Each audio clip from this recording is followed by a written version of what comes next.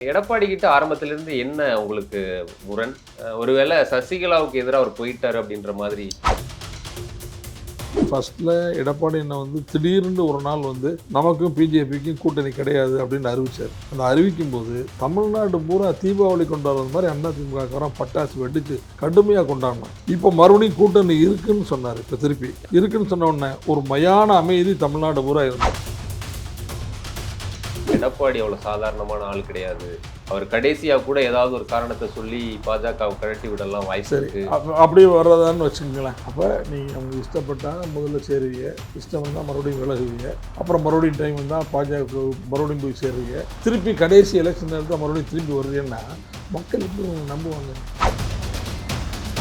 பெரிய அளவில் ஸ்டாலின் மேலே எந்த விதமான அலிகேஷனும் இல்லை. என்னைய கேட்டால் நான் ஒன்று சொல்லி வைக்கிறேன். அவங்க இதில் டிவியில் தமிழ்நாட்டில் இப்போ இருக்கிற தலைவர்களில் ஊழல் குற்றச்சாட்டுக்கு ஆட்படாத ஒரே தலைவர் ஸ்டாலின் தான். ஆனால் அதே சமயம் விமர்சனமும் ஆட்சி மீது விமர்சனமும் இருக்குது. சில குறைகளும் சொல்கிறாங்களா? உதாரணம் சட்டம் ஒழுங்கு சரியில்லை, லாக்அப் டெத் நடக்குது, இன்னைக்கு ஒரு ஆணவ கொலை நேற்று நடந்திருக்கு, டாஸ்மாக்ல நிறைய பிரச்சனைகள் இருக்குது, கள்ளச்சாராய மரணங்கள் நடந்திருக்கு, இப்படி ஆன்டி இன்ஃப்ளூயன்ஸையும் இருக்குது. திமுகவில் இப்போ என்ன மாதிரி பதவி எதிர்பார்க்குறீங்க? இன்றைக்கி தமிழ்நாட்டில் இருக்கிற சுச்சுவேஷனே வேறு. ஏதாவது மூணாவதாக ஒரு கட்சி வரும், இப்போ மூணாவதாக 2 கட்சி இருக்குது. ஏற்கனவே சீமான் இருக்கிறார், இப்போ விஜய் வர்றாரு, 2 பேர் வர்றாங்க. 2 பேர் அது ஏற்கனவே ஆப்போசிஷன் பார்ட்டின்னு எடப்பாடி பழனிசாமி தலைமையில் ஒரு கட்சி, பெரிய கட்சி இருக்குது. இந்த 3 பேரும் ஒன்று சேர்றதுக்கான வாய்ப்பே இல்லை. ஓபிஎஸ் அவர்கள் விஜய் கூட கூட்டணி வச்சு சந்திக்க போறாரு அப்படின்னு ஒருவேளை தாவேகா ஓபிஎஸ் அணி இதெல்லாம் சேரும்போது அது என்ன மாதிரி விளைவுகளை ஏற்படுத்தும்? ஒரு விளைவுன்னு ஏற்படுத்தாது.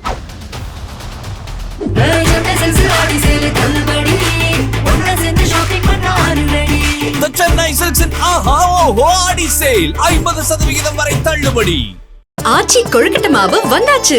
ஆச்சி கொழுக்கட்டை மாவிற்கு கொழுக்கட்டை அச்சை கேட்டு வாங்குங்கள். இவர் கொள்கை ரீதியாக பயணிக்கிறவர் ஏன் இந்த கூட்டணி முடிவு எடுக்கணும்? என்ன நிர்பந்தம் அவருக்கு கொடுத்தாங்க? அவங்க என்ன தப்பு இவர் பண்ணாரு? எதனால பிஜேபி கூட்டணி போறாரு? அதுக்கு என்ன காரணம்? இந்த காரணத்தை அவர் சொல்லவே இல்லை. அவர் சொல்லவும் மாட்டார். ஏன்னா அவரை அதிலிருந்து விலகிட்டார். இப்போ டீரெயில் ஆயிடுச்சு ட்ரெயின். ஆமாம், அதனால் இனிமேல் அந்த கொள்கை அது இதில் பயணிக்கணும் போகணும் வரணுங்கிறதுலாம் இல்லை இப்போ. இல்லை, ஆனால் நீங்கள் இப்படி சொல்கிறீங்க. அதிமுகவில் இல்லாத சிலர் கூட, அரசியலை உற்று நோக்கிற சில விமர்சகர்கள் கூட சொல்கிறது என்னென்னா, எடப்பாடி அவ்வளோ சாதாரணமான ஆள் கிடையாது, அவர் கடைசியாக கூட ஏதாவது ஒரு காரணத்தை சொல்லி பாஜகவை கழட்டி விடலாம் வாய்ப்பு இருக்கு. அப்படியே வர்றதான்னு வச்சுக்கங்களேன். அப்படியே வர்றான்னு வச்சுங்க. அப்போ நீங்கள் அவங்க இஷ்டப்பட்டால் முதல்ல சேருவீங்க, இஷ்டம் வந்தால் மறுபடியும் விலகுவீங்க, அப்புறம் மறுபடியும் டைம் வந்தால் பாஜக மறுபடியும் போய் சேருவீங்க, திருப்பி கடைசி எலெக்ஷன் நேரத்தில் மறுபடியும் திரும்பி வருவீங்கன்னா மக்கள் எப்படி உங்களை நம்புவாங்க? மக்கள் நம்பிக்கைப்படுறது தானே தலைவராக இருக்க முடியும். எப்படி பப்ளிக் உங்களை எப்படி நம்புவாங்கன்னு கேட்குறேன். ஒரு தலைவன் நம்பிக்கைக்குரிய தலைவனாக இருக்கணும்ல. அம்மாவை எப்படி நம்பினாங்க? அந்த அம்மா சொல்லவே மாட்டாங்க, சொன்னால் கண்டிப்பாக செஞ்சுருவாங்க. நம்பினாங்களா இல்லையா? அப்போ அந்த மாதிரி நம்பிக்கை உங்கள் மேலே ஏன் வரலை? அந்த நம்பிக்கை உங்கள் மேலே வரலை இல்லை? அந்த நம்பிக்கையை வர்றது வரை உங்களால் ஜெயிக்க முடியாது எலெக்ஷனில். அந்த நம்பிக்கை வந்தால் தான் ஒரு தேர்தல் நின்று ஒரு அரசியல் கட்சி ஜெயிக்க முடியும். இல்லை, ஏன்னா ஒவ்வொரு அரசியல் கட்சிக்கும் மக்கள் தமிழ்நாட்டில் எப்படி ஓட்டு போடுறாங்கன்னா, உங்களுக்கு ஒரு சின்ன சர்வே மாதிரி சொல்கிறேன். எப்படி அந்த தலைவர்கள் மேலே நம்பிக்கை இருந்தால் தான் அந்த கட்சிக்கு ஓட்டு போடுவாங்க. அந்த ஓட் கன்வெர்ட்டிங் கெப்பாசிட்டி ஒரு லீடர் இல்லை, அந்த தலைவர் மேலே மக்களுக்கு நம்பிக்கை வரணும். அது எடப்பாடி கிட்ட இல்லை. நம்பிக்கை வந்தால் தான் ஓட்டு போடுறாங்க. அப்படி தான் 6 போட்டிருக்காங்க.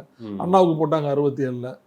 அண்ணாவுக்கு பக்கத்தில் நிறைய ராஜாஜி இருந்தார், கைதமிழத்து இருந்தார், மாப்போசி இருந்தார், சீபா ஆதித்தனார் இருந்தார், left right Kalyana Sundaram, B Ramamurthy, அவ்வளவு தலைவர்கள் இருந்தாங்க. புரட்சி தலைவர் எம்ஜிஆர் இருந்தார், கலைஞர் இருந்தார். இந்த மாதிரி எல்லாருமே அங்கே இருந்தாங்க. இப்போ நீங்கள் இவ்வளோ பேர் சேர்ந்து தான் காமராஜரை தோக்கடிக்க முடிஞ்சிச்சு. ஆமாம். அதுக்கு பின்னால் அண்ணா ஆஃப்டர் தி டிமைஸ் ஆஃப் அண்ணா, அப்புறம் 71 எலெக்ஷன் 71 தரதுன்னா எம்ஜிஆருடைய பங்கு மிகப்பெரிய பங்கு. அது நம்ம இவர் கலைஞர், அவர் முதலமைச்சர், 2 பேரும் சேர்ந்து அந்த கவர்மெண்ட்டை ஃபார்ம் பண்ணி வந்துட்டாங்க. 72 ஒரு கட்சி ஆரம்பிச்சிட்டாரு. அப்போ மக்கள் 72க்கு பின்னால் எம்ஜிஆரை நம்ப ஆரம்பிச்சிட்டாங்க. அதாவது கலைஞருக்கு மேலே எம்ஜிஆர் ஒரு சர்டன் பர்சன்டேஜ் எம்ஜிஆரை மேலே நம்பிக்கை வந்துருச்சு. அப்போ எம்ஜிஆர்னால அதிமுக ஓட்டு போட்டுக்கிட்டே வர்றாங்க எல்லா தேர்தலையும். அப் டு இஸ் டிமைஸ் தலைவர் இறந்து போகிறது வரையும் அவருக்கு தான் அவருக்கு தான் ஓட்டு போகிறாங்க. அதுக்கு பின்னால் வந்து அதிமுக ரெண்டாக புழக்கிறது. புலந்தவொடனே என்ன பண்ணுறாங்க, இவங்க எம்ஜிஆரோட இது சரி அவரை நினச்சிட்டு கலைஞருக்கு ஓட்டு போடுறாங்க. அப்புறம் அதிமுக ரெண்டு ஒன்று சேருது. அப்புறம் அம்மாவுக்கு ஓட்டு போடுறாங்க. அப்புறம் மறுபடியும் இந்த கவர்மெண்ட் நல்லா இல்லை, அப்புறம் கலைஞருக்கு ஓட்டு போடுறாங்க. அப்புறம் அம்மாவுக்கு ஓட்டு போடுறாங்க. அது இது என்ன கான்செப்ட், நீங்கள் நல்லா யோசிங்க. என்ன கான்செப்ட்னா, அந்த தலைவர் மீது வைத்திருக்கிற நம்பிக்கையின் அடிப்படையில் தான் வாக்கே செலுத்துகிறாங்க. இப்போ கலைஞரும் கிடையாது, அம்மாவும் கிடையாது, யாரும் கிடையாது. இப்போ நீங்கள் எடுத்துங்க, இப்போ என்ன பொலிட்டிக்கல் ஃபீல்டுன்னு இப்போ எப்படி இருக்குது? எடப்பாடி பழனிசாமி ஒரு கட்சியினுடைய பொதுச் செயலாளர் இருக்கிறாரு. அவருக்கு இவ்வளோ டிஸ்குவாலிஃபிகேஷன் இருக்குது. நான் சொன்னேன்ல, டிஸ்குவாலிஃபிகேஷன் இருக்குது. இந்த சைடு அந்த அதர் சைடு பார்த்தீங்கன்னா ஸ்டாலினுக்கு நிறைய மெரிட்ஸ் இருக்குது. இப்போ முன்னால் இருக்கிறத விட ரொம்ப மெரிட் இருக்குது, அருமையான மெரிட் இருக்குது. நிறைய பண்ணியிருக்கிறாரு. நிறைய ஸ்கீம்ஸ் போய் ஒவ்வொரு வீட்டுக்கும் போய் சேர்ந்துருக்கு, எக்கச்சக்கமாக சேர்ந்துருக்கு. ஸ்டாலினுக்கு நிகரான ஒரு போட்டியான தலைவர் இல்லை. அதான் என்னுடைய ஆர்கியூமெண்ட். அதான் இல்லை. நீங்கள் வந்து ஸ்டாலினுக்கு ஓட்டு போடலாமா அல்லது வந்து இவருக்கு எடப்பாடி பழனிசாமிக்கு ஓட்டு போடலாமான்னா, இதில் வந்து ஸ்டாலின் தான் பெட்டர் அப்படிங்கிற மாதிரி தான் இன்றைக்கி சூழ்நிலை தமிழ்நாட்டில் இருக்குது. அதுக்கு என்ன காரணம்னா வந்து நிறைய காரணம் இருக்குது. ஒரு காரணம் நான் உங்களுக்கு சொல்லிடுறேன். நான் ஏன் அப்படி சொல்கிறேன் அப்படின்னா, நிச்சயமாக இன்கம்பன்சிலாம் வந்து ஸ்டாலின் கவர்மெண்ட் மேலே அவ்வளோ பெரிய அளவில் இல்லை. ஏன்னா இந்த மகளிர் உரிமை தொகைன்னு 1000 ரூபா கொடுத்துட்றாங்க, எல்லாத்துக்கும் கொடுத்துட்றாங்க. அதில் மிச்சமாக இருக்கிறதையும் இப்போ கொடுக்க போகிறாங்க. இன்னொரு 25 லட்சம் பேருக்கு மிச்சம் வரைக்கும் அவங்களுக்கு கொடுத்துட்றாங்க கம்ப்ளீட்டாக. பெண்களுக்கு எஜுகேஷனுக்கு கொடுத்துட்றாங்க, ஆண்களுக்கு எஜுகேஷனுக்கு கொடுத்துட்றாங்க. எல்லாத்தையும் விட காலை உணவு போடுறாங்களே ஸ்கூல் பிள்ளைகளுக்கு, அது ஒரு பெரிய அளவில் மிகப்பெரிய தாக்கத்தை மக்கள் மத்தியில் ஏற்படுத்தியிருக்கு.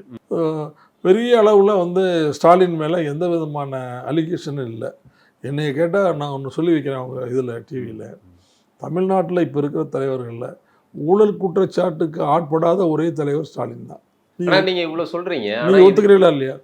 இல்ல நான் ஒத்துக்கிறேன் நீங்க சொல்ற விஷயங்கள்ல எனக்கு. ஆனா அதே சமயம் விமர்சனமும் ஆட்சி மீது விமர்சனமும் இருக்கு, சில குறைகளும் சொல்றாங்களா. உதாரணம் சட்டம் ஒழுங்கு சரியில்லை, லாக்அப் டெத் நடக்குது, இன்னைக்கு ஒரு ஆணவ கொலை நேற்று நடந்திருக்கு, டாஸ்மாக்ல நிறைய பிரச்சனைகள் இருக்கு, கள்ளச்சாராய மரணங்கள் நடந்திருக்கு, இப்படி ஆன்டி இன்கன்சிவும் இருக்கு. இல்ல நான் என்ன சொல்றேன், இதெல்லாம் வந்து அன்றாட நிகழ்ச்சிகள்.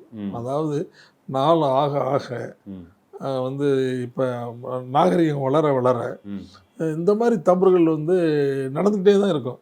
நடந்துட்டு தான் இருக்குது. கவர்மெண்ட் அதில் என்ன நடவடிக்கை எடுக்குது அப்படிங்கிறத பொறுத்து தான் ஒரு அரசு நல்ல அரசா அல்லது மக்கள் மீது அக்கறை இல்லாத அரசான்னு நீங்கள் முடிவு பண்ணணும். இப்போ நீங்கள் அண்ணா யூனிவர்சிட்டி மேட்டர் இருக்குது.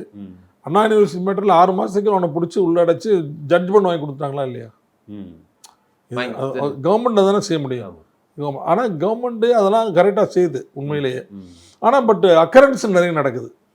அக்கரன்ஸ் எக்கச்சக்கமாக நடக்குது.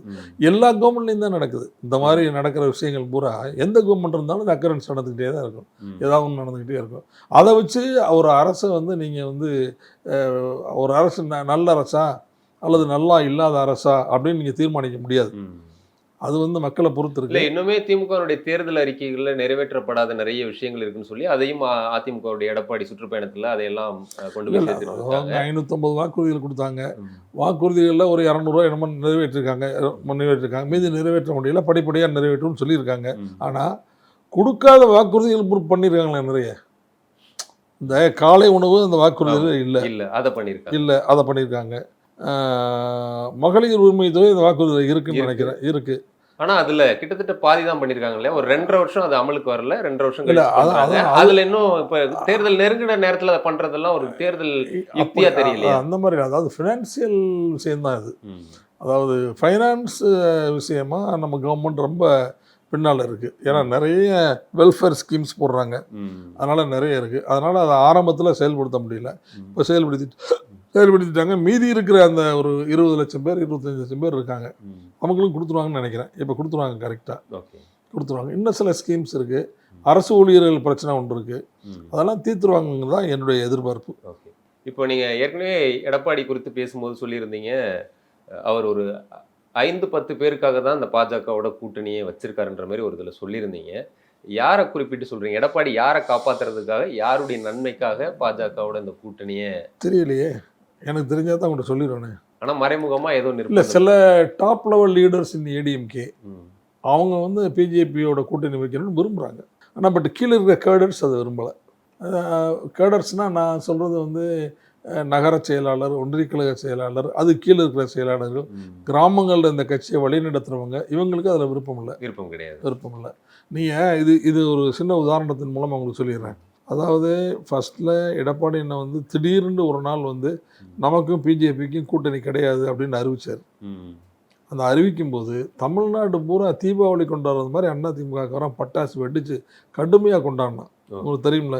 சரி, இப்போ மறுபடியும் கூட்டணி இருக்குன்னு சொன்னார். இப்போ திருப்பி இருக்குன்னு சொன்ன உடனே ஒரு மயான அமைதி தமிழ்நாடு பூரா இருந்தது. இருக்கா இல்லையா? அப்போ என்ன அர்த்தம்? இப்போ அதிமுக ஒர்க்கர்ஸ் அதை ஏற்றுக்கல, வாலண்டியர்ஸ் அதை ஏற்றுக்கல, பப்ளிக்கும் அதை ஏற்றுக்கல. ஒரு வெடிச்சத்தம் கேட்டீங்களா நீங்கள்? இப்போ கேட்கல. அப்போ ஆனால் நீங்கள் எல்லாருமே சொல்கிறது என்னென்னா, அதிமுகவை பாஜக முழுங்கிரும், கபலீகரம் பண்ணிரும், பல ஸ்டேட்கள் அப்படி பண்ணியிருக்காங்க. இந்த உதாரணங்கள்லாம் சொன்னால் கூட தமிழகத்தில் இதுக்கு முன்னாடி நீங்கள் சொன்ன மாதிரி கலைஞரும் ஜெயலலிதாவங்களும் ஏற்கனவே பாஜக கூட கூட்டணி வச்சுருக்காங்க. அப்போ எல்லாம் அது நடக்கல. இவருமே நீங்கள் சொன்ன மாதிரி வச்சுருக்காங்க. கலைஞர் வச்சுருக்கும் போதும் அம்மா வச்சுருக்கும் போதும் அந்த கண்ட்ரோல் அவங்க 2 பேர் கையில் இருந்துச்சு. கலைஞர் பிஜேபியோட கூட்டணி வச்சுருந்தார். சரியா?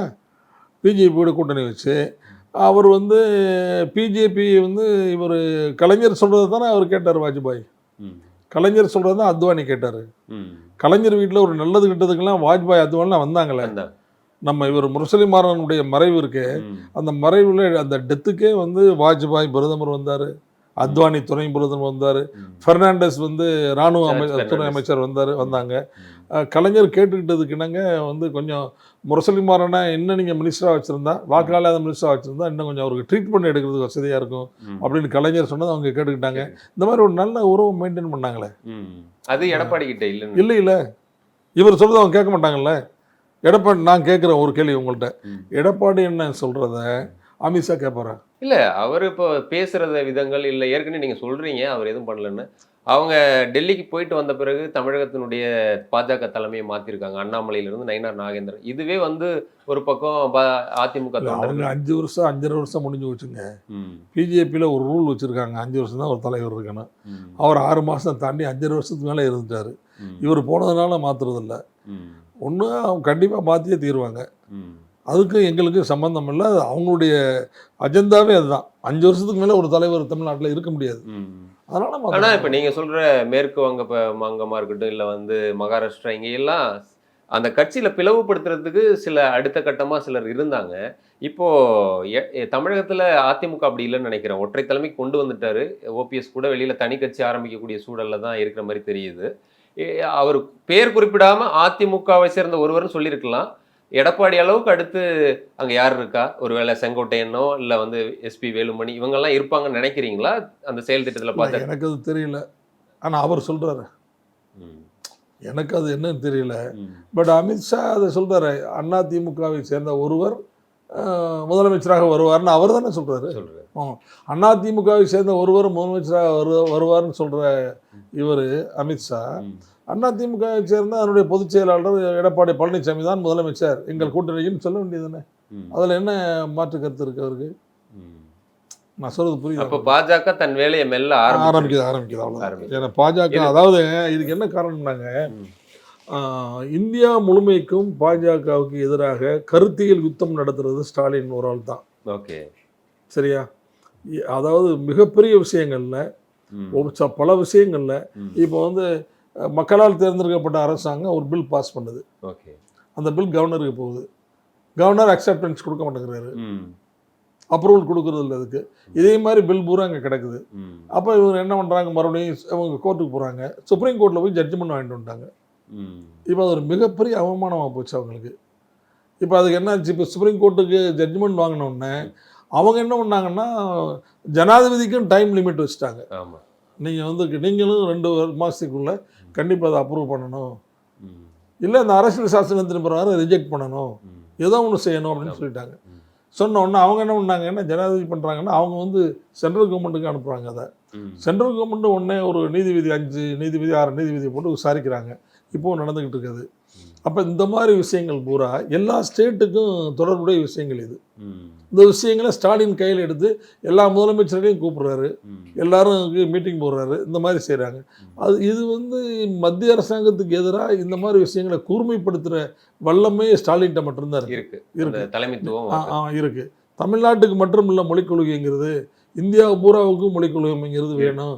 ஏன் நாங்கள் வந்து மும்மொழி கொள்கையை ஏற்றுக்கொள்ளாதனால எங்களுக்கு 2152 கோடி இன்னும் பாக்கி தராமல் இருக்கிறாங்க, எங்களுக்கு தர வேண்டிய நிதி தரலை, எல்லாரும் சேர்ந்து நீங்கள் வந்து ஒத்துழைச்சா தான் அந்த நிதியை நீங்கள் பெற முடியும், இல்லைன்னா ஃபியூச்சரில் உங்களுக்கு தொந்தரவு வரும் அப்படிங்கிற மாதிரி சொல்லி அதுக்கு வந்து மராட்டியத்தினுடைய ஆதரவை பெற்றார்ல அவர் பெற்று இப்போ நம்ம எப்படி இந்தியருக்கு போராட்டம் நடத்தணுமோ இப்போ அதே மாதிரி மராட்டிய மாநிலத்தில் நடத்திட்டு இருக்காங்களே. மராட்டி மொழி கம்ப்ளீட்டாக மராட்டியம் தான் எங்களுக்கு மொழி, மராட்டியம் அண்ட் இங்கிலீஷ் தான், தெர் இஸ் நோ ஹிந்தி என் மராட்டின்னு சொல்லிட்டாங்க. அடுத்து கேரளாவெலாம் ஈஸியாக வந்துடும். அப்போ இப்படி வரும்போது நமக்கு வந்து கருத்தியல் ரீதியான முதல் எதிரி யாருன்னா ஸ்டாலின் தான், அவங்களுடைய இது. அப்போ ஸ்டாலின் நேரடியாக ஒழிக்க முடியாது, அதனால முதல் அதிமுக ஒளி, அதில் போய் காலை ஊண்டிக்கிட்டு அப்புறமா வந்து ஸ்டாலினை பார்ப்போம். இமயமலைக்கு போகணும், இமயமலையை பிடிக்கணும். தமிழ்நாட்டில் திமுகவுடைய எதிர்முனையா பாஜக வரணும்.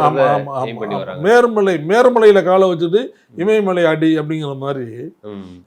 ஆனா இப்போ அதிமுகவுல இருக்கிறவங்க இப்ப என்ன சொல்றாங்கன்னா, உங்கள் குறித்து வைக்கக்கூடிய விமர்சனம், அவர் திமுக போறதுனால திமுகவுக்கே இப்போ ஒன்றும் பயன் கிடையாது, அவரை சுத்தி ஒன்றும் பெரிய ஒரு பலம்லாம் அவருக்கு இல்லை அப்படின்ற மாதிரி, பிரயோஜனம் கிடையாது திமுக. நான் பயன் இருக்குன்னு சொல்லலையே, எந்த டிவிலையாவது நான் பயன் இருக்கு, என்னால் திமுகவுக்கு பயன் இருக்குன்னு சொன்னேன்னா நீங்கள் ஏன் பயப்படுறீங்க, நீங்கள் ஏன் பயப்படுறீங்கன்னு கேட்குறேன்.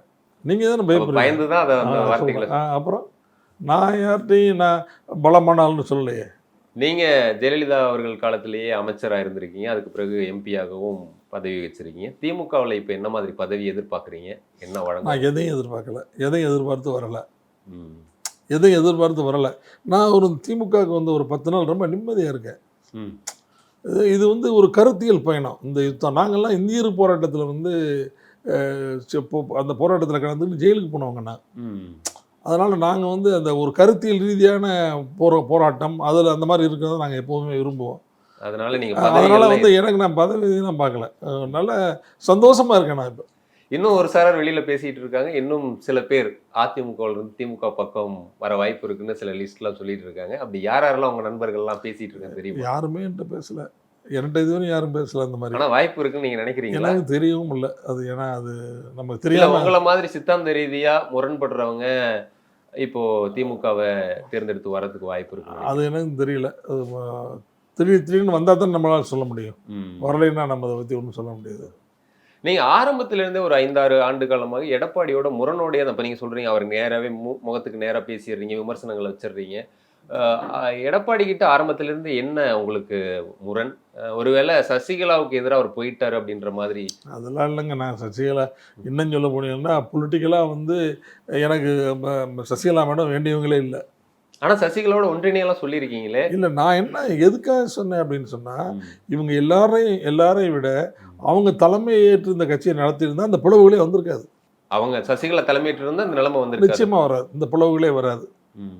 ஓபிஎஸும் போயிருக்க மாட்டார், டிடி தினகரனும் போயிருக்க மாட்டாங்க, இவர் எடப்பாடி பழனிசாமியும் ஒன்றும் பண்ணியிருக்க மாட்டார், எல்லாம் சரியாக வந்திருக்கும். இது என்னுடைய அபிப்பிராயம். ஆனால் அவங்க அன்ஃபார்ச்சுனேட்லி அவங்க சிறைச்சாலைக்கு போக வேண்டியதாக போச்சு. அதனால் அவங்க செலக்ட் பண்ண ஒரு ஆள் தான் இவர் எடப்பாடி பழனிசாமி, அவ்வளோதான். நம்ம எடப்பாடி பழனிசாமி நம்ம ஃபாலோ பண்ணோம். இப்போ ஓபிஎஸ் அவர்களுடைய நிலைமை எப்படி பார்க்குறீங்க? ஏன்னா அன்னைக்கு தெரியும் அவர் வந்து இணைஞ்சு அந்த ஆட்சியை கண்டினியூ பண்ணுறதுக்கு அவருடைய பங்களிப்பு இருந்துச்சு. இன்னைக்கு அவர் தனித்து விடப்பட்டிருக்காரு, மாநாடெல்லாம் மதுரையில் சொல்லியிருக்காரு, சிலர் தனிக்கட்சி ஆரம்பிக்க போகிறாரு. ஒருவேளை அவர் தனிக்கட்சி ஆரம்பிக்கிறதோ இல்லை அவர் வந்து உங்களை மாதிரி திமுகவில் சேர்றதோ என்ன மாதிரியான விளைவுகளை ஏற்படுத்தும்னு நினைக்கிறீங்க? அவர் என்ன நடவடிக்கை எடுக்கிறாரோ அதை பொறுத்து அமையும். நீங்கள் சொல்கிற ரெண்டில் எந்த ஆப்ஷன் அவர் தேர்ந்தெடுக்கிறாரோ அதை பொறுத்து அவருடைய ஃபியூச்சர் அமையும், அவ்வளோதான். இதில் ஒரு சிலர் சொல்கிறாங்க ஓபிஎஸ் அவர்கள் வந்து விஜய் கூட கூட்டணி வச்சு சந்திக்க போகிறார் அப்படின்னு. ஒருவேளை தாவேகா ஓபிஎஸ்னுடைய அணி இதெல்லாம் சேரும்போது அது என்ன மாதிரி விளைவுகளை ஏற்படுத்தும்னு நினைக்கிறீங்க? ஒரு விளைவுகளையும் ஏற்படுத்தாது. திமுகனுடைய வெற்றியை தடுக்கவே முடியாது. ஓகே, நீங்கள் வந்து அந்த அந்த டிஎம்கேனுடைய அலைன்ஸ் வந்து இன்டாக்டாக இருக்குது, அப்படியே நீங்கள் அப்படியே இருக்குது. அது ஒன்றும் யாரும் ஒன்றும் சீர்குலைக்க முடியாத மாதிரி அப்படியே இருக்குது. ஆப்போசிஷனில் இவங்க யாரும் இப்போ பிரிஞ்சு அங்கே போவாங்க அப்படிங்கிற மாதிரி நம்ம யூகிக்கிறதுக்கும் வழி இல்லை. ஏன்னா அங்கே ஒரு ஸ்ட்ராங் பார்ட்டி இல்லை, அதனால் அங்கே போக மாட்டாங்க. எல்லாருமே சித்தாந்த ரீதியாக இங்கே இருக்கிறவங்க பெரும்பாலும் பிஜேபி எதிர்க்கிறவங்க. சித்தாந்த ரீதியாக திருமாவளவன் இருக்காரு, அவர் சித்தாந்த ரீதியாக பிஜேபி எதிர்ப்பார். 2 கம்யூனிஸ்ட் இருக்காங்க, அவங்க சித்தாந்த ரீதியாக பிஜேபி எதிர்ப்பாங்க. அப்புறம் டிஎம்கே மேஜர் பார்ட்டி, இவங்கெல்லாம் சித்தாந்த ரீதியாக பிஜேபி எதிர்க்கிறவங்க. அவங்கெல்லாம் போகவே மாட்டாங்க. வைகோ கூட அப்படி இப்படி சொல்லிக்கிட்டு இருந்தாங்க. வைகோ க்ளீனாக ஸ்டேட்மெண்ட் சொல்லிட்டார், என் உயிருள்ள வரை நான் திமுக கூட்டணியில் தான் இருப்பேன், அடுத்த முறையும் ஸ்டாலின் தான் முதலமைச்சர், அவரை முதலமைச்சர் ஆக்காமல் விடமாட்டேன்னு சொல்லிட்டாரு.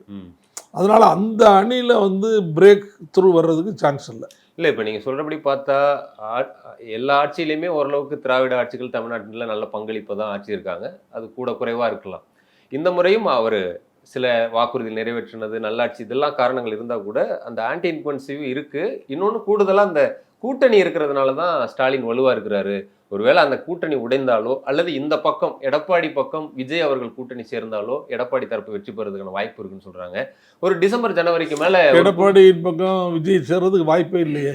ஏன்னா நீங்கள் வந்து நாங்கள் எங்களுடைய கருத்தியல் எதிரி, அரசியல் எதிரி 2 பேர் யாருங்கிறது அவங்க ஏற்கனவே பல தடவை விஜய் சொல்லியிருக்கிறாரு. அது இந்த மாநாட்டில் ரெசல்யூஷன் போட்டு வச்சுட்டாங்க. அதாவது எங்களுக்கு வந்து கருத்தியல் எதிரி வந்து பிஜேபி, அரசியல் எதிரி திமுக, 2 பேரோடையும் எங்களுக்கு எந்த கூட்டணியும் கிடையாது. மேலும் அதுக்கு அடுத்து இவங்க 2 பேரை தவிர விஜய் அவர்களை யார் முதலமைச்சராக ஏற்றுக்கொள்கிறாரோ அவர்களுடன் தான் கூட்டணி. இதுதான் அவங்களுடைய பாலிசி. அதற்கும் வாய்ப்பு இல்லை. வாய்ப்பு இல்லை, கரண்டி விட்டா கூட அதற்கு வாய்ப்பு இல்லை. வாய்ப்பு இல்லை. எப்படி வாய்ப்பு இருக்கு? விஜயனுடைய அரசியல் எப்படி பாக்குறீங்க? ஏன்னா நீங்க அது பல ஆண்டுகளா பார்த்துட்டு இருக்கீங்க, அவருடைய அரசியல் வரவு அப்படி. அது வந்து அவருக்கு சில ரசிகர்கள் இருக்காங்க, அது ஓட்டா கன்வெர்ட் ஆகுமான்னு தெரியல. அது வந்து ஒரு அன்டெஸ்டட் மாஸ். இல்ல சிலர் என்ன சொல்றாங்க, 20% வரைக்கும் இருக்குன்றாங்க, சிலர் 10% கூட வாங்குவாரு, இல்ல 8% வாங்குவாருன்னு சொல்றாங்க. நீங்க தொடர்ந்து கவனிச்சிருக்கீங்க, திமுக அதிமுக மாறி மாறி வரும்போது 3வது அணி அப்பப்போ வந்து ஒன்று முயற்சி பண்ணுவாங்க. அது எல்லாமே ஒரு 6%, 5%, 8% வரைக்கும் மேக்சிமம் போயிருக்கும். தோல்வியை தான் தழுவி இருக்காங்க. கடைசியா 2016 மக்கள் நல கூட்டணியும் ஒரு பெரிய தோல்வியை சந்திச்சதையும் பார்த்துருக்காங்க. அப்படி ஒருவேளை விஜய் தலைமையில் ஒரு கூட்டணி அமைஞ்சா அது இன்னும் திமுகவுக்கு தான் சாதகமா இருக்கும் அப்படின்னு சொல்றாங்க. கண்டிப்பா திமுக தான் சாதகமா இருக்கும். இவங்களால ஜெயிக்க முடியாது. ஒரு இடம் கூட ஜெயிக்க முடியுமான்னு சந்தேகம் தான். நான் ஏற்கனவே சொன்னேன்ல, அலைன்ஸ் என்ன இதில் நம்ம பண்ணுறாங்கன்னு நான் சொன்னேன்ல, அதே மாதிரி இப்போ விஜய்க்கு ஒரு தொகுதிக்கு 10,000 ஓட்டு கிடைக்குதுன்னு வைங்க, தமிழ்நாடு பூரா கூட்டி பார்த்தீங்கன்னா அது சில லட்சம் ஓட்டு வரலாம், ஆனால் ஒரு எம்எல்ஏ கூட வராது. நான் சொல்கிறது புரியுதா? ஆமாம், அந்த எம்எல்ஏ கூட வர்றதுக்கு அவர் ஒரு ஸ்ட்ராங் ஃபோர்ஸ் ஆள் வச்சுருக்காரு. நம்ம இவர் இருக்காரு, நம்ம இன்னொரு அணி இருக்குல்ல, அவர் நம்ம சீமான் நாங்கள் தனிச்சு நிற்க போகிறோன்னு சொல்லிட்டார். ஒன்றும் சீமானை யாரும் பிரேக் பண்ணி எந்த கூட்டணிக்கும் கொண்டு வர முடியாது, அவன் நான் தனிச்சு நிற்கிறேன்னு சொல்லிட்டார். 234 தொகுதியும் அவர் போடுவார். அவர் கொஞ்சம் வேகமாக பேசுகிறாருங்கிறதுக்காகவே நம்பி இளைஞர்கள் கொஞ்சம் ஓட்டு போடுறாங்க. அப்போ அந்த ஒரு ஃப்ராக்ஷன் இருக்குது அவருக்கு, அது அந்த ஒரு ஃப்ராக்ஷன் போயிடும். அந்த சீமான் வாங்குகிற ஓட்டுலேயுமே ஆன்டி இன்கம்பன்சி ஓட்டும் அதில் இருக்குது. புரியுதா உங்களுக்கு? ஆன்டி இன்கம்பன்சி ஓட்டுங்கிறது எப்படின்னா, 2 கூர்மையான கட்சி, 2 இருமுனை போட்டி இருந்தால் தான் ஒரு கட்சி 5 வருஷம் ஆளும்போது சரியில்லை இவனை மாற்றணும் அப்படின்னு முடிவெடுக்கிற மக்கள் இந்த கட்சிக்கு ஓட்டு போட்டு ஆட்சியை கொண்டு வருவாங்க. இதுதான் ஆன்டி இன்கம்பன்சி ஏற்படுத்துகிற விளைவு. இப்போ இவங்க சரியில்லைன்னு எடுக்கிற மக்கள், முடிவு எடுக்கிற மக்கள் எந்த கட்சிக்கு ஓட்டு போடுவாங்க? இல்ல, இது 2016 வச்சு எல்லாருமே சொல்ற ஒன்னா இருக்கு. அதே சமயம் நமக்கு இன்னொரு முன்னுதாரணமும் இருக்குல்ல. 1996 ஜெயலலிதா அவருடைய ஆட்சி இருக்கு. அப்போ கலைஞர் அவர்கள் தமிழ் மாநில காங்கிரஸோட இணைந்து ஒரு கூட்டணி உருவாகுது. அப்போ வைகோ அவர்களும் திமுகவில இருந்து பிளவு போட்டு அன்னைக்கு சரிசமமாவே கிட்டத்தட்ட திமுக பிரிஞ்சிருச்சு சொல்ற சூழல் இருந்துச்சு. வைகோ தான் அடுத்த முதல்வர் சொல்ற சூழல் இருந்துச்சு. கடைசியில அது வந்து ஆரம்பத்தில் இருந்துச்சு. வைகோ வந்து கட்சி கட்சி ஆரம்பிச்சு தமிழ்நாடு பூரா சுற்றுப்பயணம் பண்ணும்போது இருந்துச்சு. ஆனா தேர்தல் வரும் நேரம் அதுக்கு பின்னால கொஞ்சம் கொஞ்சமா வைகோட்டு இருந்த மாவட்ட செயலாளர் நிறைய பேர் இருந்தாங்க. அவங்கெல்லாம் கொஞ்சம் கொஞ்சமா கலைஞர் கொண்டு வந்துட்டார். அவர் கைக்கு கொண்டு வந்து அவருடைய ஆளுமையின் கீழே கட்சியை கொண்டு வந்து வச்சுட்டாரு. தமிழ் மாநில காங்கிரஸுங்கிற ஒரு மிகப்பெரிய இயக்கம், காங்கிரஸ் கட்சியிலேருந்து 80% அங்கேருந்து உடஞ்சி இங்கே வரும்போது அந்த தமிழ் மாநில காங்கிரஸ் வைகோவை ப்ரிஃபர் பண்ணலையே, அது வந்து கலைஞரை தானே ப்ரிஃபர் பண்ணிச்சு. அவர் கலைஞர் ஒரே இடம் சொல்லிட்டாரு, 40 20 இணைவோம்ட்டாரு. 20 பார்லிமெண்ட் சீட் கொடுத்தாரு அவர் தமிழ் மாநில. சொல்றேன், அந்த சூழல்ல திமுகவுக்கு வர வேண்டிய வாக்குகளை வைகோ தான் பிரிச்சிருக்காரு. ஏன்னா வைகோ அங்க இருந்தா போயிருக்காரு. பெருவாரியான வாக்குகள் திமுக விட வேண்டியது வைகோக்கு போயிருக்கு. அன்னைக்கு தேதியில கிட்டத்தட்ட 27 லட்சம் வாக்குகளை அந்த கூட்டணி பெற்றிருக்கும். மார்க்சிஸ்ட் வாங்கியும் கலைஞர் தானே ஜெயிச்சாரு. அதான் சொல்றேன். அப்படி ஜெயிக்கும் போது இப்பவும் எடப்பாடி வந்து விஜய் வந்து ஓட்டை பிரிச்சிருவாரு, அதனால திமுக ஜெயிச்சிரும்னு சொல்றது ஒரு தியரி தானே. இப்படியும் நடக்க வாய்ப்பு இருக்கு தானே? வாய்ப்பே இல்லை, நீங்க கவலையே படாதீங்க. ஏன்னா விஜயகாந்த் 2006ல வந்த போதும் திமுக மைனாரிட்டி அரசு, அவங்க ஆட்சிக்கு பாமகவுடைய தயவும் காங்கிரஸ் தயவும் தேவைப்பட்ட சூழலையும் பார்த்திருக்கோம். அதனால 2016 தான் அமையுமா? அது 96 2006 மாதிரி அப்படி தொங்கு பார்லிமெண்ட், தொங்கு சட்டசபை மாதிரி அமையும். 96 வேற, 2006 வேற, அது வேற சிச்சுவேஷன். இன்னைக்கு தமிழ்நாட்டில் இருக்கிற சிச்சுவேஷனே வேற. ஏதாவது மூணாவதா ஒரு கட்சி வரும், இப்போ மூணாவதா 2 கட்சி இருக்கு. ஏற்கனவே சீமான் இருக்கிறாரு, இப்போ விஜய் வர்றாரு, சரியா? 2 பேர் வர்றாங்க. 2 பேர் அது ஏற்கனவே ஆப்போசிஷன் பார்ட்டின்னு எடப்பாடி பழனிசாமி தலைமையில் ஒரு கட்சி, பெரிய கட்சி இருக்கு. இந்த 3 பேரும் ஒன்று சேர்றதுக்கான வாய்ப்பே இல்லை. அப்போ எப்படி இவங்களுக்கு இந்த ஆன்டி இன்கம்பன்சி ஓட்டு இவங்களுக்கு வரும்? இவங்க எப்படி கவர்மெண்ட்டுக்கு பிடிக்க முடியும்? முடியவே முடியாது, வாய்ப்பு இல்லைன்றீங்க. இறுதியா இப்போ அதிமுகவில் இருந்த போதே நீங்க வந்து எடப்பாடிக்கு நிறைய விஷயங்களை சொல்லியிருக்கீங்க. இப்போ இந்த கடந்த 10 தினங்களா அவர் பேசிட்டு இருக்கிறது இது எல்லாமே பார்த்துட்டு இருக்கீங்க. எடப்பாடி பழனிசாமிக்கு இறுதியா சொல்லணும்னா என்ன சொல்ல விரும்புறீங்க? ஒண்ணுமே சொல்ல விரும்பலண்ணா. அவர் என்ன சொன்னாலும் கேட்க மாட்டாரு. யார் பேச்சையும் கேட்க மாட்டாரு. யார் பேச்சையும் கேட்க மாட்டாரு. என் பேச்சை மட்டும் இல்லை, செகண்டரி லீடர்ஸ் இருக்காங்கல்ல, 2ஆம் கட்ட தலைவர்கள் இருக்காங்கல்ல, அவங்க பேச்சையும் கேட்க மாட்டாரு. இல்ல யார் பேச்சையும் இல்லை, எல்லாருமா சேர்ந்து மொத்தமா போய் ஒரு 6 அமைச்சர்கள் அவரை போய் நேர சேலத்துல போய் அவர் வீட்டில் சந்திச்சு பேசி 3 மணி நேரத்துக்கு மேல சண்டை போட்டு, போன வருஷம் சண்டை போட்டு இப்படி பண்ணுங்க அப்படி பண்ணுன்னு சொல்லி கடைசியாக அவர் எந்திரிச்சு நீங்கள் என்னை விட்டுருங்கப்பா, என் இதில் தலையிடாது, நான் அரசாங்கத்தை பிடிக்கிறேன், நீங்கள் பேசாமல் இருங்க, தேர்தல் வரையும் பேசாமல் இருங்கன்னு சொல்லி அவனை அனுப்பி விட்டாரு. அவங்க பேச்சு கேட்கலையே. ஆனா எடப்பாடி அவர்கள் யார் பேச்சையும் கேட்க மாட்டாருன்னு சொல்றீங்க, ஆனா பாஜக பேச்சை மட்டும் கேட்பாரு. ஆமா, அதுக்கு ஏதோ ஒரு ரகசியம் இருக்கு, அது தெரியல, எனக்கும் தெரியல, உங்களுக்கும் தெரியல. ஓகே சார், பல்வேறு விஷயங்களை பகிர்ந்துக்கிட்டீங்க. குமுதம் சார்பாக மிக்க நன்றி. நன்றி சார், வணக்கம். இந்த சேதாரத்துக்கு மேல கொடுத்தீங்கன்னா உங்க காசை வேஸ்ட் பண்ற மாதிரி தான்.